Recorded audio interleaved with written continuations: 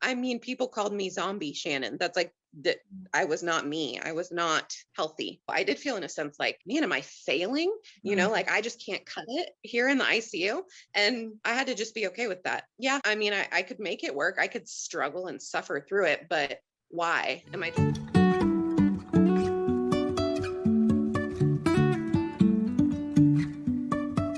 Well, hi, Shannon. Thank you so much for being with us today.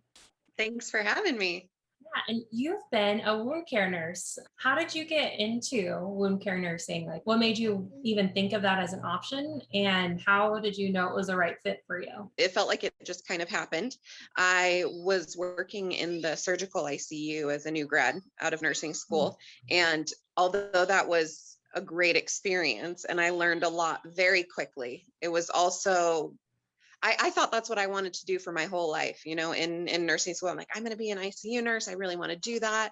And I loved it. I did enjoy it, but it's exhausting.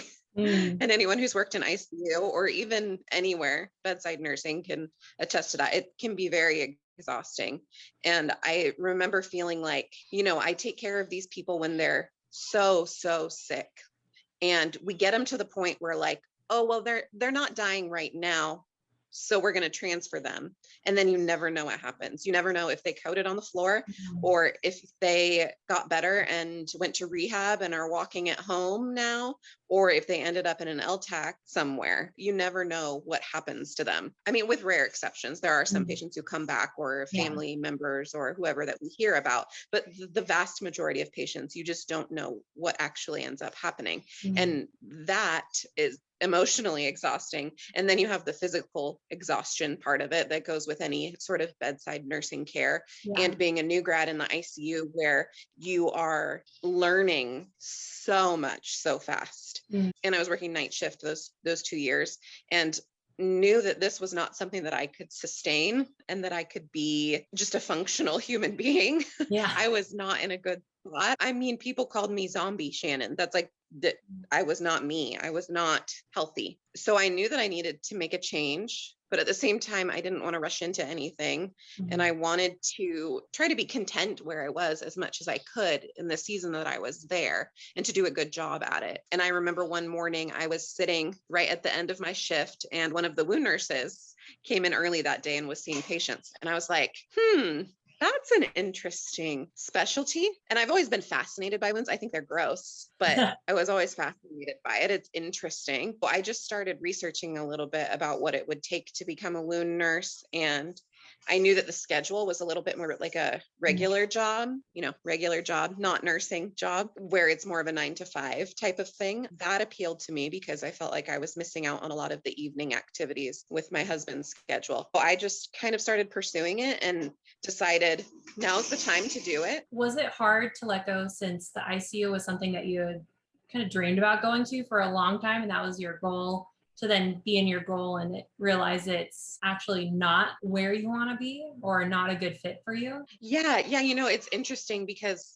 I think there's the mentality that because the ICU is where the sickest patients are, that it's the hardest and the most difficult. And therefore, if you make it to that, then you've somehow arrived at some sort of, I don't know, special level of whatever it might be. And that's not true. Objectively, we know that's not true. Anybody who's worked in a step down or PCU level of care, in my opinion, that's the hardest level of care to be in because you have very sick people and a lot less technology to tell you what's going on. But there is that kind of stereotype of that idea of ICU. I did feel in a sense like, man, am I failing? Like I just can't cut it here in the ICU. And I had to just be okay with that. Yeah. I mean, I could make it work. I could struggle and suffer through it, but why? Am I just trying to prove something to myself or to somebody else that I have what it takes to do it? At the end of the day, no, I didn't have what it takes to stick with it. And I am way happier now. And so I think I just had to get over that idea because it was my goal and because of just the stereotype of ICU nursing that it's okay to not want to do that. It's okay to be there and then to leave it. And a lot of people do. A lot of people start in ICU and go to, outpatient surgery where they're recovering patients after whatever outpatient surgery. It doesn't have to be the end goal. And if you get to ICU and you're miserable, yeah, it's okay to leave. It's okay to leave. And it doesn't mean that you failed. It just means that that's not what you want to do for the rest of your life. Yeah, I just had to get over that, I think, in my mind for sure. And you're happier where you are now. Right, exactly. So much happier, such a better work-life balance, so much less stress. So it's good. I'm sure the job is still stressful in its own way.